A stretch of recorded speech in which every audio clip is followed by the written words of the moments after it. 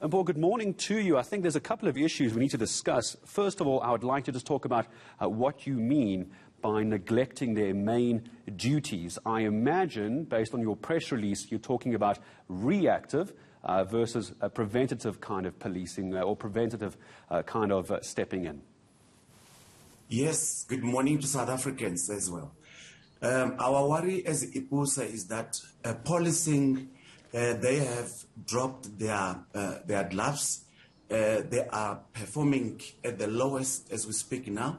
Not that we do not have police officials or boots to the ground, but they want leadership. They want to be led. Policing is a two-legged animal. It's proactive and it's reactive in nature. When we look at proactive policing, we look at police officials that are wearing a uniform, driving a visible vehicle, which we refer to as visible.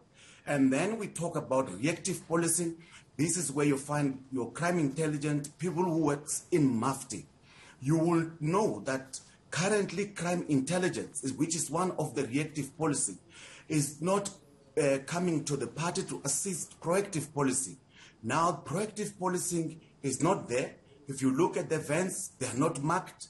Not much of movement which can give people faith in policing around them. So these things are creating a terrible unhappiness amongst South Africans, especially those who are yearning for professional policing. I've seen a couple of comments since this terrible mob justice incident. And Paul, I'd like to ask you this question. Some people suggesting, and I'm basing this just on social media and comments off the back of that attack, saying that even if the police were informed, this segment of this community in Zandspruit were always going to kill these people because of how they'd been terrorizing the community. They never wanted the police involved anyway. So is it fair to say the community would not have wanted the assistance of police, or was this already a foregone conclusion to kill these poor people?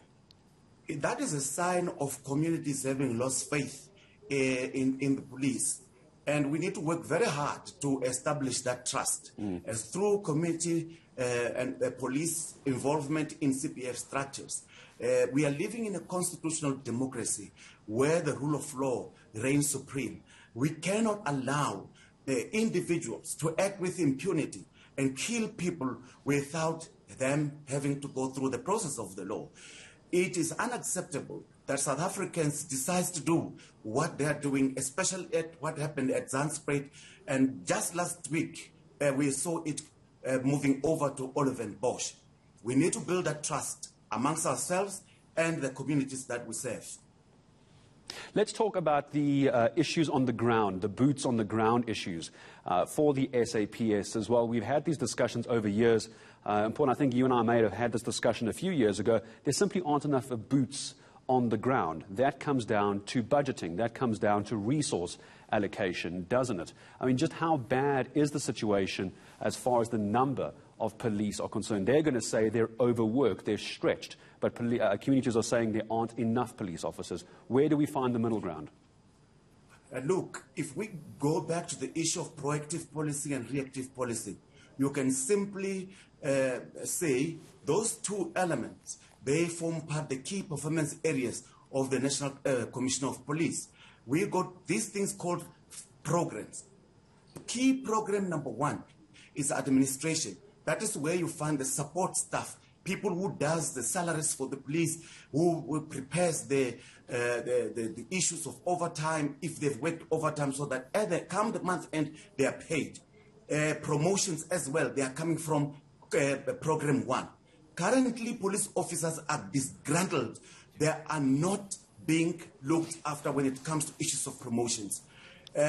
Overtime, last night, right at Chikurubi, the border post, next to the border post of Limpopo, between Limpopo and Mozambique, we met a police officer who said, I've left home between 6 o'clock and now it's already 10 o'clock. I'm going back home. No overtime. Those things falls under key program number one. Number two is visible. Visible is visibility. If you look at the cars, you can count more than 1,000 of vehicles that are unmarked.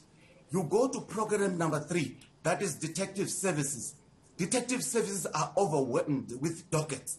You go to program number 4, crime intelligence. We got so much problems there. They are utilizing, senior officers are utilizing crime intelligence to gather debt against one another and fight, as you see between General Jacobs, General Vieri, General Setole.